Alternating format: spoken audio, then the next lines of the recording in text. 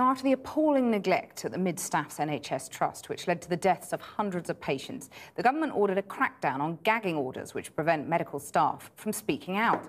The head of the NHS, Sir David Nicholson, publicly pledged to help whistleblowers if he caught even what he called a whiff of trouble. But Channel 4 News has seen a letter written by Sir David which raises questions over whether he can deliver on his promise. And we've also seen documents which show how hospital trusts are still able to keep doctors and nurses from publicly revealing safety concerns. Our health and social care correspondent Victoria MacDonald reports. Somewhere in England there is a dementia ward. It has in the past been short-staffed. It may still be. Patients were sometimes left in their own urine and faeces. Food was placed out of reach. Catheter bags weren't emptied. But we can't tell you where it is, because the doctor who witnessed this has been effectively gagged. We didn't have enough staff to help patients when they were trying to go to the toilet, and as a result they were ringing and didn't get attention, and either had accidents in bed or tried to go to the toilet by themselves, which meant they fell over and got head injuries. Yet when this doctor tried to raise safety issues, she was bullied and falsely accused of being abusive. These elderly people are like my own parents, and if I just walk away and don't raise questions, I've basically betrayed them. For being a whistleblower, this doctor lost her job and along with it was effectively warned not to talk. Even giving this interview, she is in danger of being sued by the trust.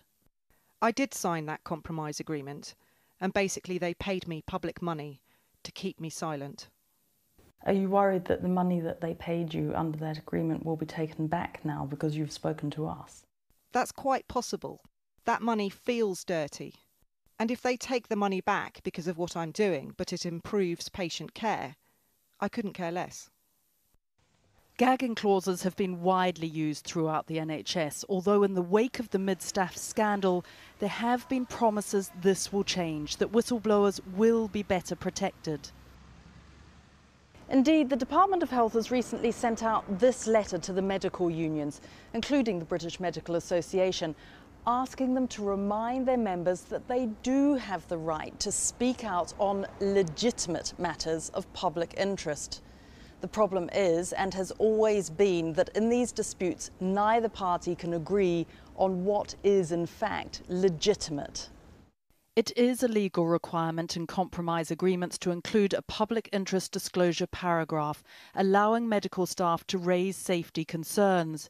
Yet what often happens, as in this doctor's case, another paragraph is inserted saying they can discuss matters coming to their attention, but only after the date they've signed the agreement, in other words, after they've been sacked.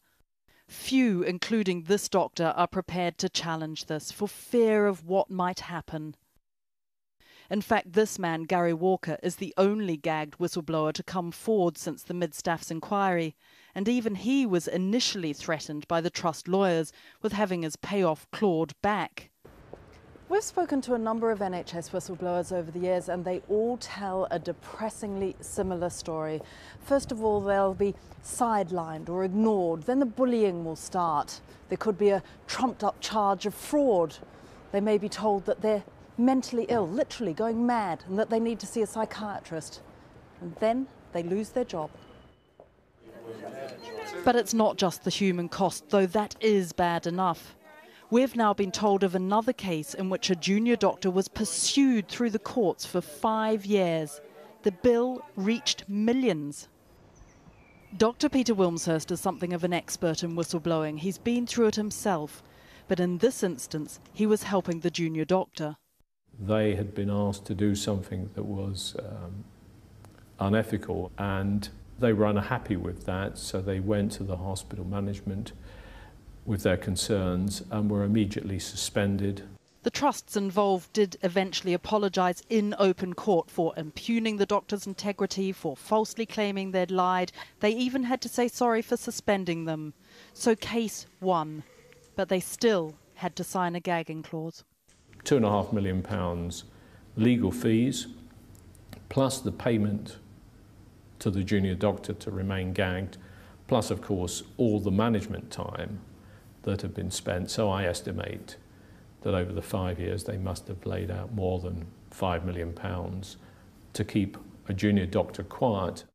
Just recently, though, hopes were raised. The head of the NHS himself said he would step in if he thought whistleblowers weren't being protected.